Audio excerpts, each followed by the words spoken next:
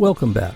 Views, interpretations, and opinions expressed are not advice nor official positions presented on behalf of any organization or institution. They are for informational and entertainment purposes only. Now, join Ryan and Peter for another episode of the Tracking Wisdom podcast. When I think about the article that was talking about Buddha's enlightenment and the idea of being brought into essentially instant all-knowing awareness, is actually something that is frequently also reported by people with the near-death experiences and some others. One, and I didn't have I wanted like a short kind of excerpt video talking about, so this is Dr. Sue Mortimer. She wrote a book called The Energy Codes, and I've started but not finished listening to it.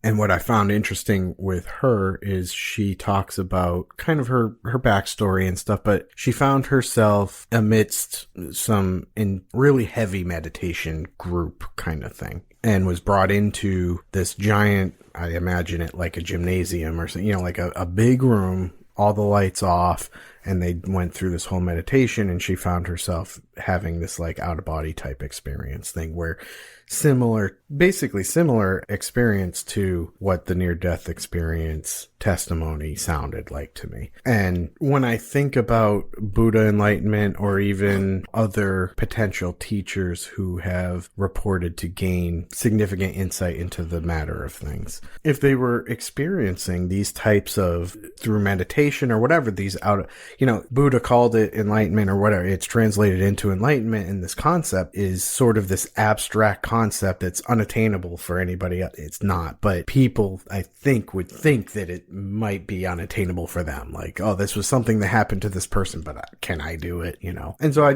when I hear the more modern attestations to this type of experience, it makes me wonder if that's kind of what happened to these other people. And they just didn't know how best to describe it, or this is how we're describing it in our day, and that's how they described it in their day, and that there could potentially be many, many people who have become enlightened through these types of either meditation or through trauma or whatever. So maybe it's more accessible and real than sort of the myth feeling that comes from a story that's thousands of years old. You know what I mean? Mm-hmm. So that was just something that I found interesting, and it was sort of drawing a connection to in my mind, was when we think about that enlightened state and that all-knowingness, it draws me to those kinds of testimonies. That calls to mind I think I've mentioned before the story of Mara, right? Mara, the adversary, right? Kind of the Satan, the demon. And in the context of enlightenment, so Mara represents kind of our negative voices, right? Our fears, temptations, bad impulses, that kind of all the negative aspects of our personality. And what I find very interesting is that Buddha was fully enlightened, supremely enlightened, like perfectly enlightened. And that did not mean that he was free of Mara. He still had interactions with Mara, which I think is incredibly interesting. Because certainly, you would assume that enlightenment would mean you're trouble-free. Right.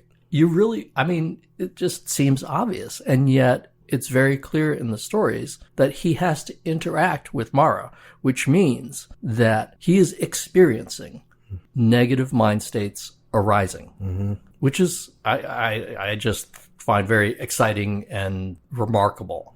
Kind of to your point, what's unobtainable, right? This kind of perfected experience, or the state where your experience now becomes one of, I never experienced anything that's negative. It's like, no. Buddha died in pain, right? He had some, the story is that he ate bad pork and got a stomach ache and died. He was in pain. He was definitely in pain. But he still died well.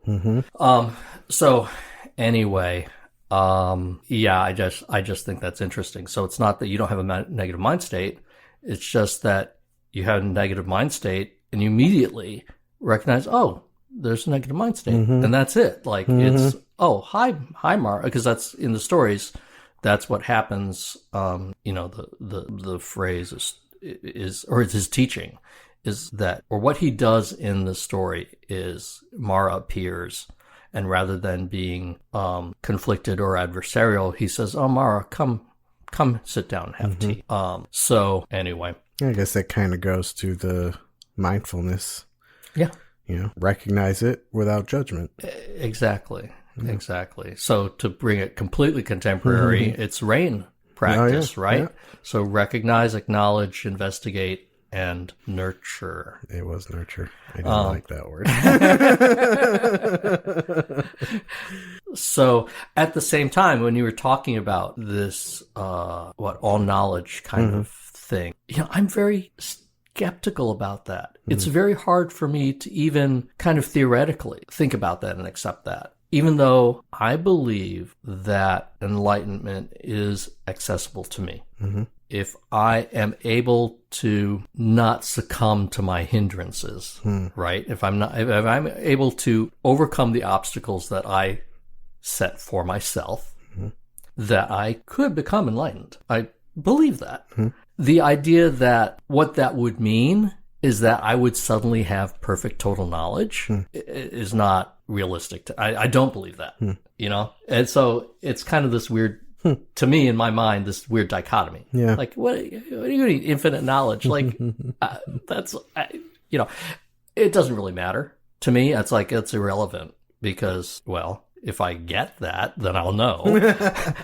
But, of course, getting even my watered down version of enlightenment is worthwhile, right? So, and then of course the journey is worthwhile, right? Because I know that the practice itself is a good thing, like to be calmer and less reactive to people and kinder to people. That's all good. Yeah. So it's all worthwhile. I think it was the book, but also I've heard this other places, but the being tied to outcome.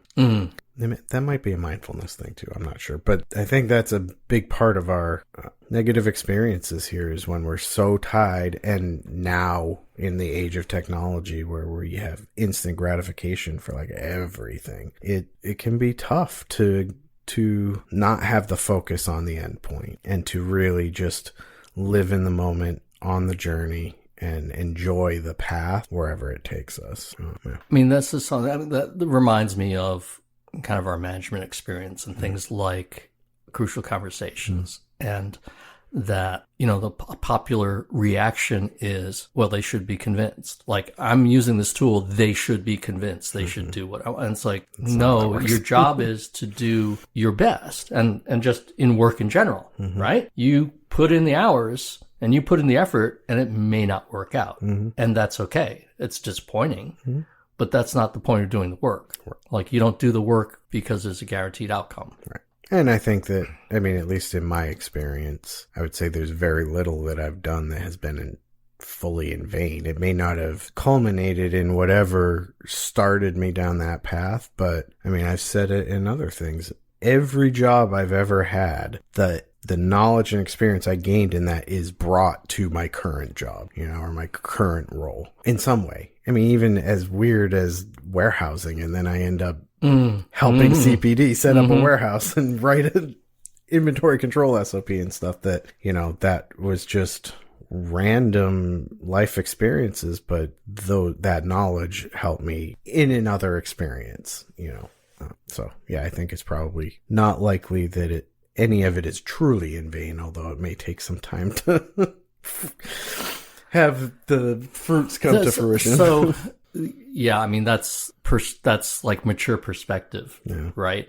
I'm thinking growth mindset for some reason, but I think the other thing was more growth mindset. When you said outcome oriented, right? That's like non-growth mindset, right? What was I going to say? Oh, in vain. And appreciating the value of past experiences kind of calls me to something I wanted to talk about, which is a recent growth experience that I had through meditation work. So I'll say openly, in case this makes it to air, that I've talked to Ryan about this, and I'm kind of reluctant to tell the story, but I think it is very much about recognizing the value of negative experiences. So I recently took an online course, The Power of Awareness, with Jack Kornfield and Tara Brach. And that's a lot of work, and it's not a lot of homework. It's a lot of internal work, self-work. Yeah, it's a lot of self-work. And so in the last, I just completed what they call the half-day retreat, which is a 3-hour session of alternating video talks and walking meditation and seated meditation. And sometime between, through that and maybe the previous couple of weeks of meditation, I had some insights which to me are very significant. So one of the things that I've experienced for years is I have a difficult family relationship, and I've been that's someone who's very, very critical of me and makes me feel, well, probably most of us have someone like this, someone who you meet them like once a year, twice a year, and every time you feel terrible, or like you looking forward to that visit where you're going to meet that person. You're just like, oh my God. So I've got one of those. But what I realized was that, over the past 20 years at least, I've had several hours or maybe many hours of contact with them. But over decades, that's nothing, right? A few hours a year, basically, essentially. A few hours of conversation a year, maybe not even, because frankly, he just doesn't interact with me that much. It's like I'm visiting his house. He's not interacting with me. But meanwhile, the rest of the other 360 days a year, I'm having these extensive interactions with him. So basically the point is, I've had hours and hours of interactions in my head. Right. And I think most people are familiar with this kind of thing. That's not the news, right? But for me, I was thinking about metta practice, loving kindness practice, not shutting someone out of your heart and this kind of thing, and feeling positive towards a person. And I realized that, all this really very negative identification that I have, like basically I view this person as a real adversary, like a real threat to my happiness. And I realized that 99% of what I attribute to him isn't from him. It's from me. Your head. Yeah. And so I had a couple of different thoughts. So number one is this image. I realized one day that I really don't see him as a person.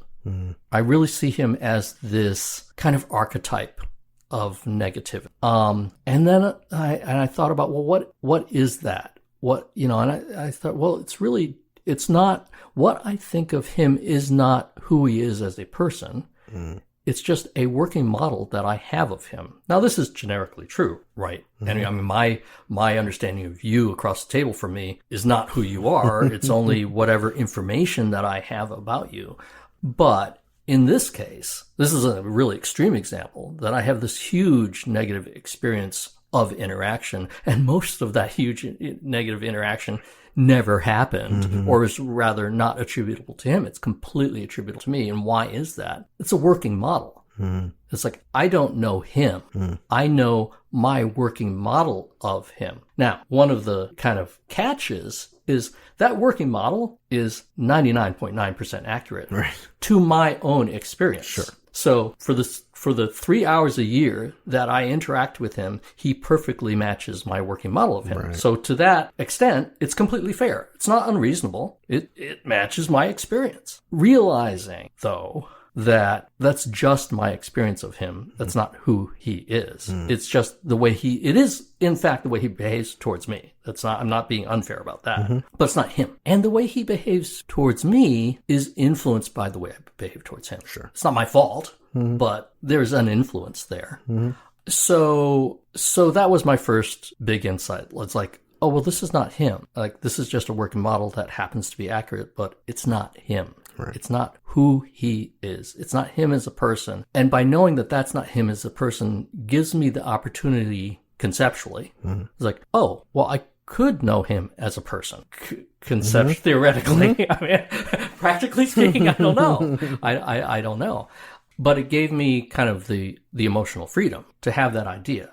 So that was interesting. That was a very interesting insight for me. And it's most especially just the knowledge that, hey, I've made that voice in my head. Like there's a very concrete, real reason that I did that, but it's a voice that I made in my head.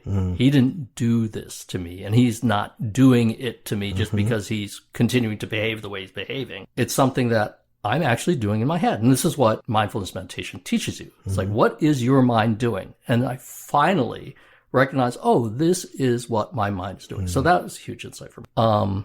What happened this weekend, for some reason, I had this realization that if I am making him say this in my head, then I can make him say whatever I want to make him say in my head. And so I changed the interaction, and I had him be very positive and nurturing to me, which is bizarre and actually kind of makes me choke up a bit, because this is a big part of mindfulness training. It's identifying what you need. Like your suffering is caused by your unmet need. So what is your unmet need? It's a challenging thing to identify that. You know, that's a big part of the work, is finding out what your unmet need is, and then going about the job of doing it for yourself, because you can't rely on other people to behave the way you want them to behave, or even the way you need them to behave.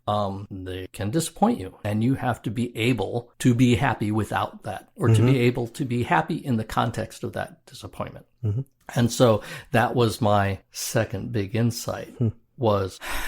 And the thing is, it's not a trivial thing. And, you know, you can hear me say this and think, oh, I should be able to do that, and not be able to do it. Because these are things conceptually that are not new to me. But to be able to have the experience of the insight, as opposed to just the knowledge that this is a thing that someone said, it takes the right conditions. I was going to say it takes a lot of work. It doesn't necessarily take a lot of work. If you have the right conditions, you're receptive, your mind is set up at this time. Maybe what I just said clicked with you and you're like, oh my God. You know, for me, the conditions were not met within my personality until whatever happened for me to have these personal insights. So the other thing that I realized is, so Ryan and I had been talking about, you know, our difficulties with our kids, and I've, you know, been having some significant challenges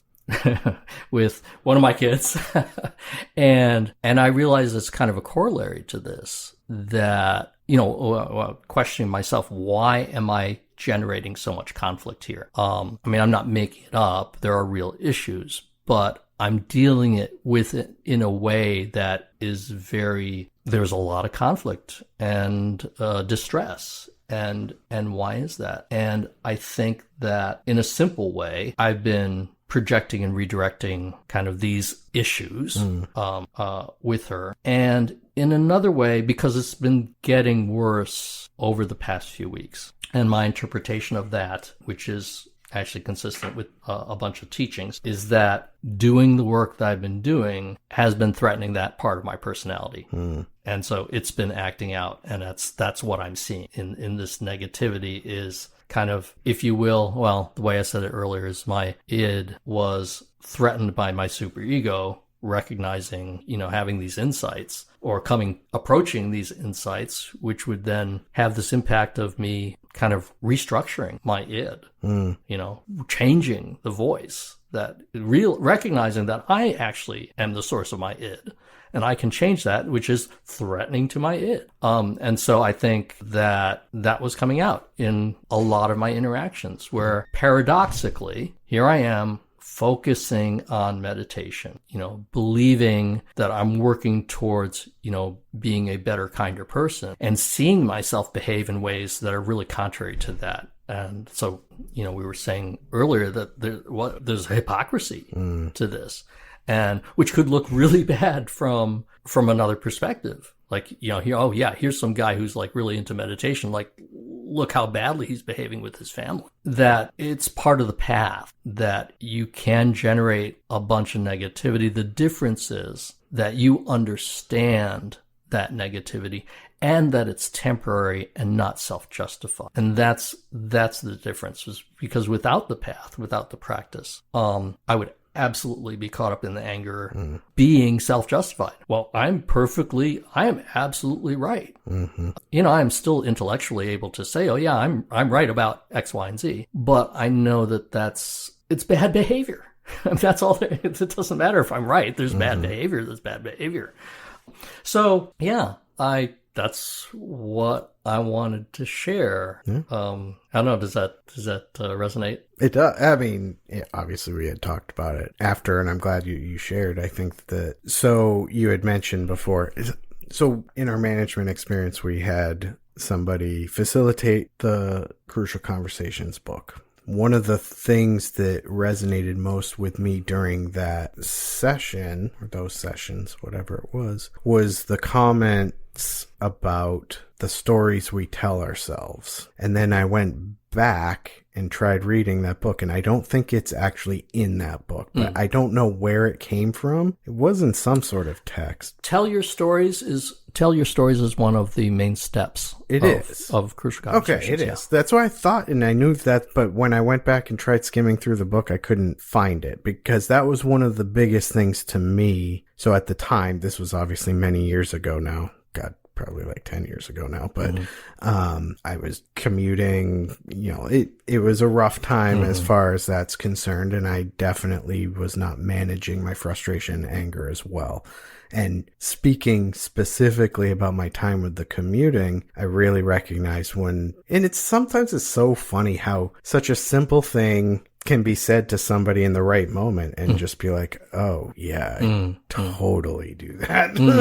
Totally demonizing this person as a person, because God knows what they're doing, and heaven forbid it's some emergency. I would feel obviously very badly about the pretty terrible things I've thought about people, and so that has been something that has stuck with me quite a bit, and actually has resonated in some of the other teachings and things I've read that have said similar things and really alluded to ultimately, and this is where I think it has the potential for internal destruction, is basically you're telling people that it's their fault. Like, you feel this way because of you, and you can either manage that in a constructive way as you did, and I feel like I did, at least as far as recognizing that now I have the power to make an impact on that. And I think that's the positive spin on it, is like, you may have been creating, there could be some righteousness in it, but the behavior in and of itself and the negative connotation and feelings around it, you likely had some significant impact in nurturing and fostering that feeling. To your point, like, you experience,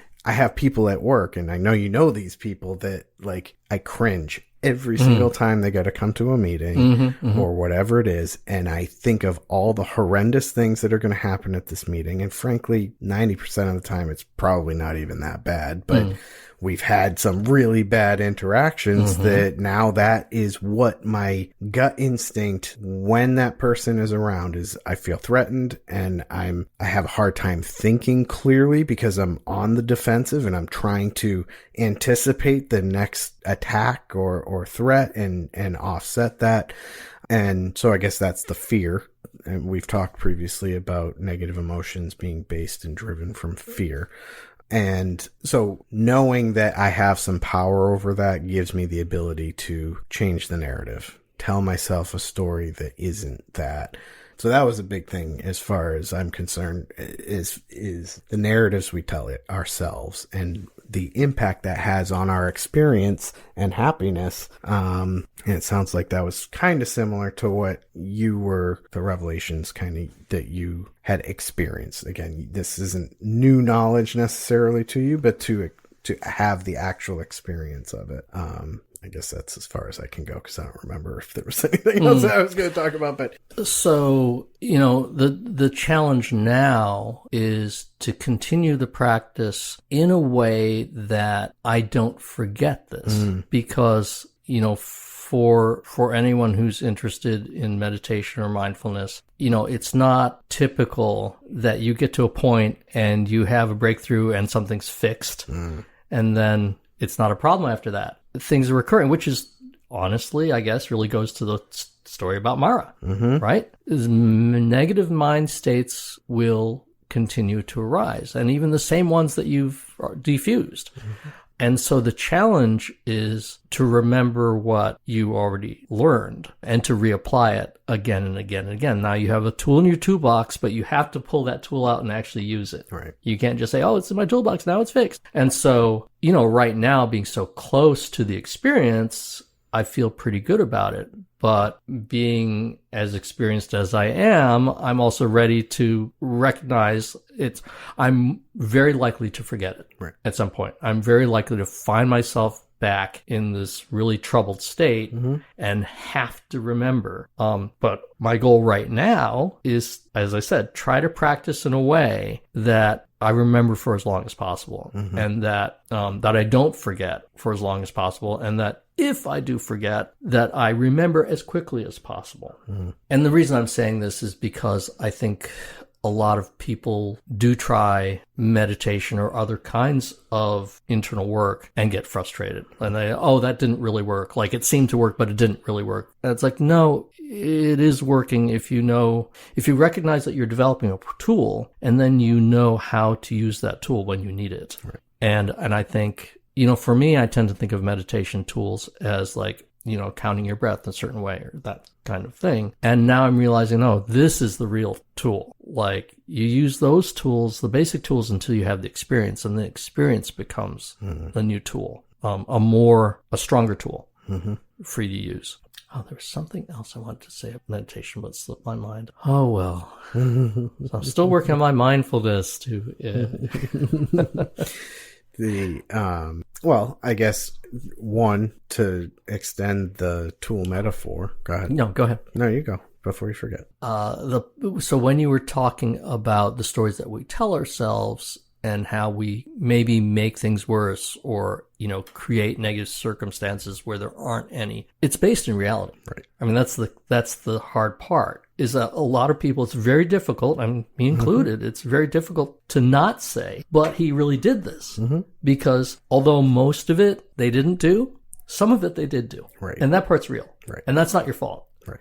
So just to say that, because, another aspect of this is hearing these stories and then thinking that things are your fault because you should be able to know better. But as we've said about negative emotions before, it's hardwired. It's you're neurologically inclined biologically to do these things with your head. Well, and I don't think we should be cautious to label, and another term for label could be judge. The point is not that you were right or wrong, or they were right or wrong. That's not the point. Right. The point is your experience of the event is negative because you allow it to be, and because of sort of how your brain is wired to run in that direction. And some of that goes to forgiveness to me, and the importance of forgiveness, and certainly in the Christian faith, but other areas as well. The forgiveness is not a judgment that person was right and you were wrong, or that it's okay. It's also not for that other person. The forgiveness is to allow yourself to move on. I want to, because I know that you had something that I interrupted. That's so okay. Hold that thought. But I do want to pursue this a little bit, because I think that we have a strong cultural disadvantage because we put a lot of cultural value, unless this podcast is going international, for those in the States where we are, there's a huge cultural bias towards being right and not being wrong, and not letting someone else be right and make you wrong. It reminds me of there's a story I have heard, I don't know if it's true, that in Japan, there's not an idiom for who did this. Like, it's not their kind of the orientation of the language. If you see something spilled, I think it's like if there's an accident, you don't say John spilled the tea. You say the tea spilled. And that there's this disconnect from blame, which we absolutely do not have in our, although I guess that goes back around to the whole accountability issue, because we hate it when people say, like, if someone spilled the tea and didn't clean it up, they say, oh, the tea spilled. It's like, no, you spilled the tea. Clean it up. That is the culture that, I feel that way because that's my culture. Yeah. So forgiveness not easy. That's one thing, but the thing is, we have a strong bias towards blame, and either blaming ourselves or blaming someone else. But placing the blame is like a very strong cultural value for us. So recognize that that's very difficult to overcome. The other thing regarding forgiveness is an aphorism that you are not attributed to the Buddha. You are not punished for your anger. You're punished by your anger. So yeah. That's a great point. Yeah, I guess that's really where I've been trying to focus with my daughter. Just because she's quite young still, she's significantly younger than yours. But trying to help her to understand the power she has, and that's really the intent, is for empowerment, and that she doesn't have to feel all of these things so intently, like fiery anger and frustration, and that's all I want for her, is to be happy, and I can see how she could be there. And I guess when it comes to being tied to the outcomes and the fear, is I will behave negatively or certainly not helping anything, because I want so badly for her to see the power that she has and to become that happy person that I know she can. It's not that she's unhappy, but she's unhappy in pretty much any responsibility she has to do. And I know that that's going to be a thing. And I know that there's people who never kind of get there. And I've seen them in their adult life. And I do not want to see my daughter go there. And I don't want to be the one that's like, hands off, good luck. So yeah, this is something that I was talking about earlier this morning too, is that's our fear, is that what we're seeing is what it's going to be. Right. Like, this is the person my child is going to become. Right. And so part of what we have to learn as parents is that it's not, right? That's the person they are right now. It's the person they're experiencing right now. It doesn't mean that in 4 years that's, right. And so for me, not saying, oh, well, what's it going to be like in 5 years, and being realistic about it is debilitating.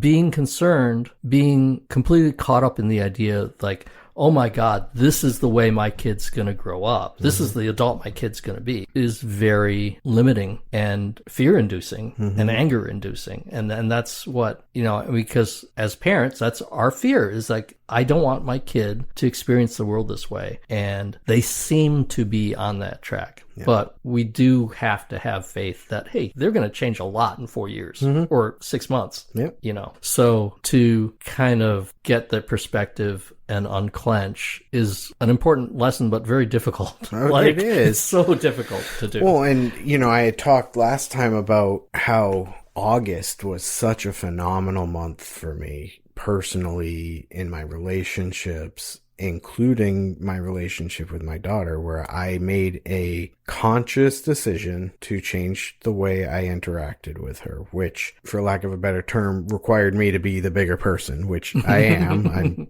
42 and my child is 8. So.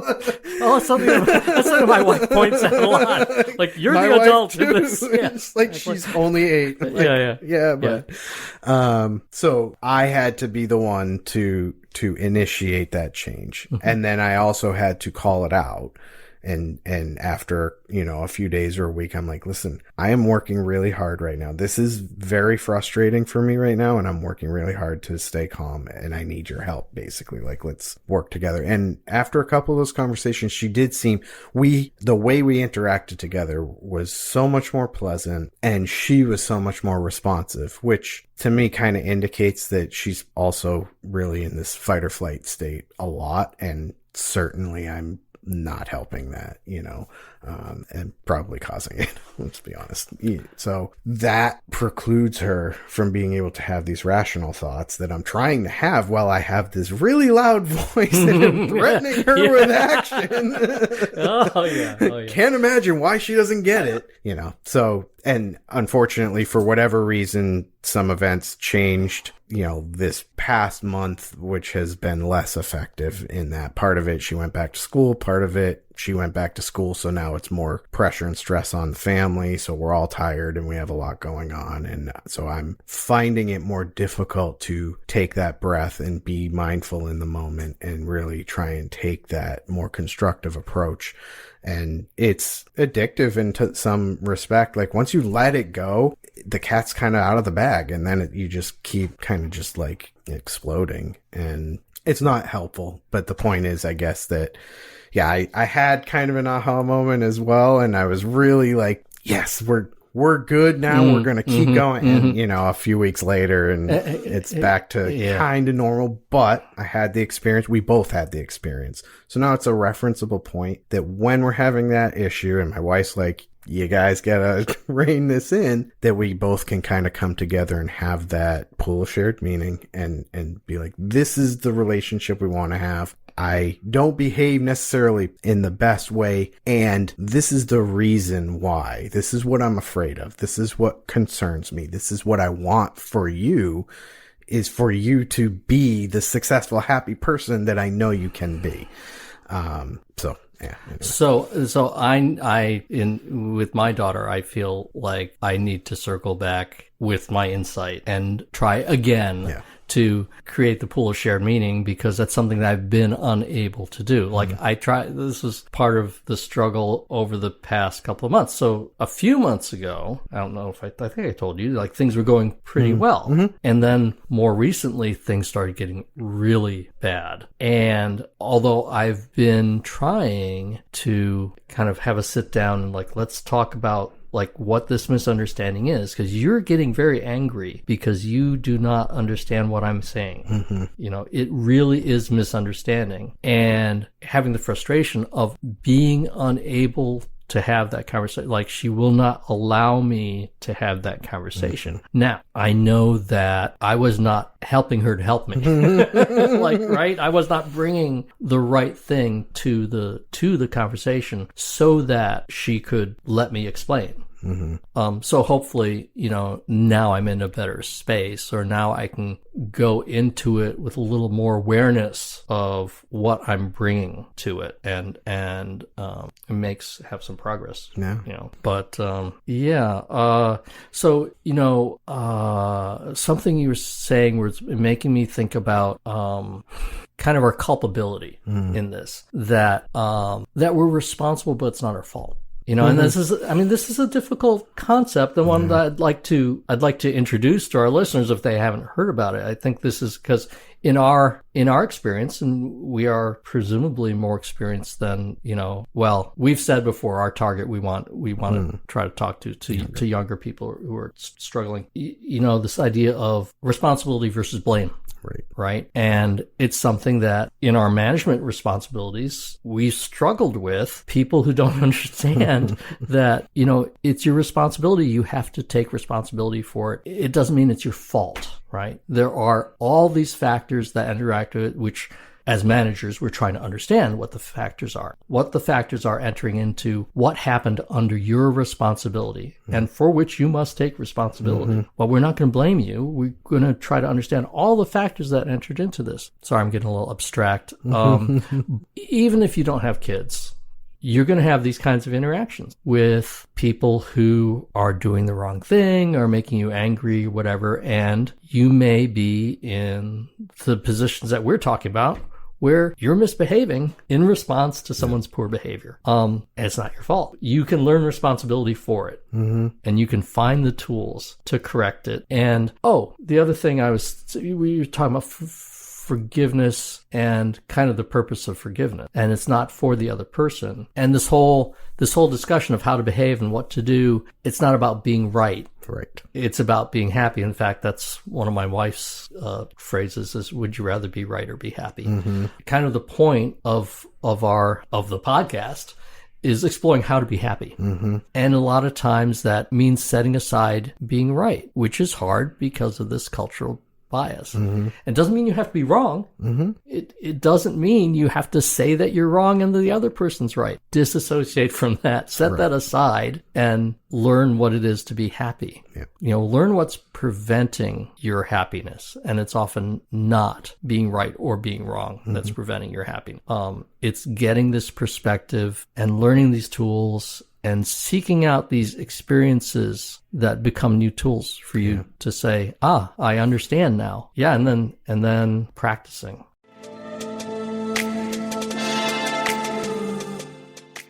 Thank you for listening to the Tracking Wisdom podcast. Join us next time as we continue the discussion. Don't forget to follow us on Facebook, Instagram, and YouTube, and visit www.eth-studio.com for more information and content.